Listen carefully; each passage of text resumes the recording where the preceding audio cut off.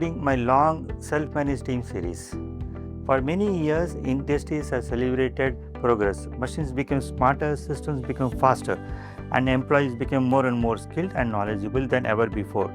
Yet, in the middle of this progress, one thing remained strategically unchanged: the position of the frontline operator. Though these workers stood closest to the production, quality, and customer impact, they often continued to receive little recognition, little authority, and little respect.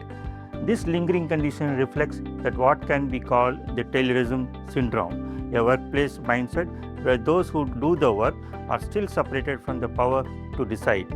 Over time, many thinkers, government, and business leaders began to question this old order. Why should decisions always move upward when the best understanding of the problems often lies at the shop floor? Why should skilled operators remain dependent on layers of supervision when they are capable of solving issues themselves? From these questions emerged the idea of self-managed teams. Self-managed teams that do not simply execute instructions but take ownership, make decisions, solve problems, and drive results. The promise of idea was powerful. In organizations where employees were truly trusted and empowered, something remarkably happened.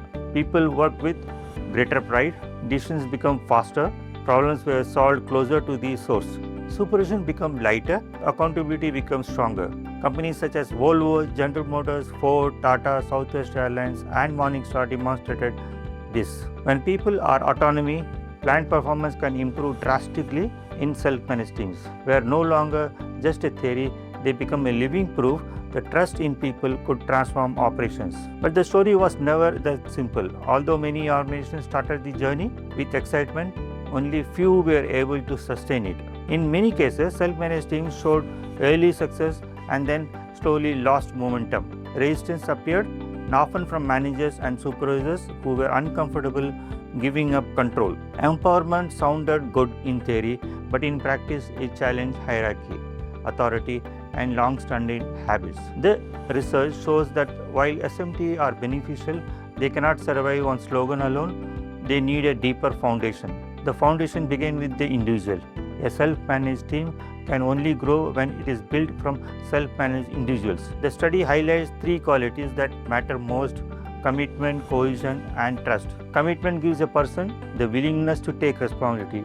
Cohesion helps people work as one another than an isolated individuals. Trust is what carries a team through difficult times, uncertainty, and conflict. These are not technical skills, these are human qualities shaped long before a person enters the workplace. This leads to a deeper insight. The roots of self-managed often begin outside the factory gates. Upbringing, schooling, social values, and family life all shape whether a person is likely to become a self-managing. The study suggests that the family sociology plays an important role in building responsible, value-driven individuals. In that case, organization also carries a responsibility not only to train employees but to create an environment that supports bonding, well-being, and stability for workers and their families. Strong teams are often built on strong human foundations. Once the right individuals are present, team composition becomes critical. A self-managed team is not simply a group of people assigning to work together.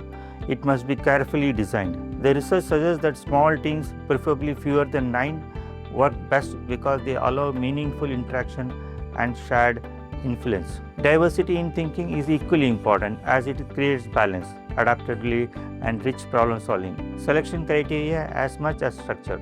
Teams thrive when people are humble, simple, cooperative, and willing to help one another. Yet even in the right teams is not enough with the right goal.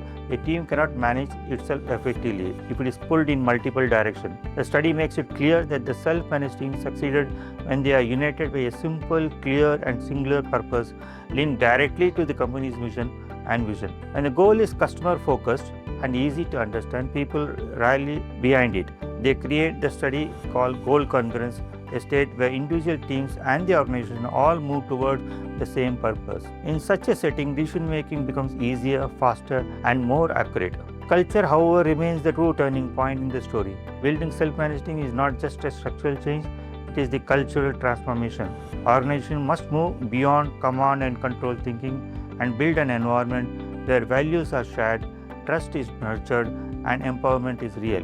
Drawing from ideas such as Sitchin and approach to cultural study. They argue that the culture must be reshaped alongside value congruence and goal congruence. These are the real enablers of sustainable self-management. History offers an important lesson here. Where self-managed teams were embedded by founders as part of company philosophy, they had a much greater chance of survival. Leaders such as Herb Taylor, Chris Ruffler, and Jamshedji Tata built these principles into DNA of their organization. Their belief turned into policy, and policy turns into continuity.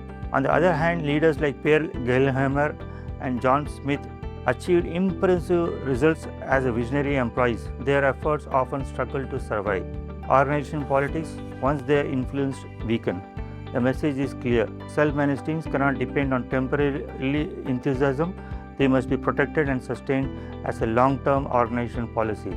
In the end, this is not just a story about team. It's a story about rethinking the very nature of the management. It asks organizations to trust the people closest to the work, to break free from outdated hierarchy, and to see autonomy not as a risk but as an opportunity. The research brings together decades of ideas, case studies, and statistical findings to show that the self-managed team can work and can last if they are built on the right individuals, the right culture, and the right structure and the right goals. Today, the urgency is greater than ever.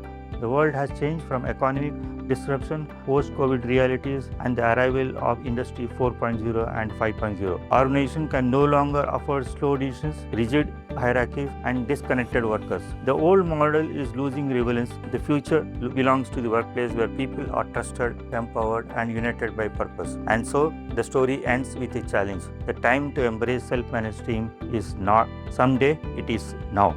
I have posted a lot of videos. I request you all to see these videos and suggest feedback. Jai Hind.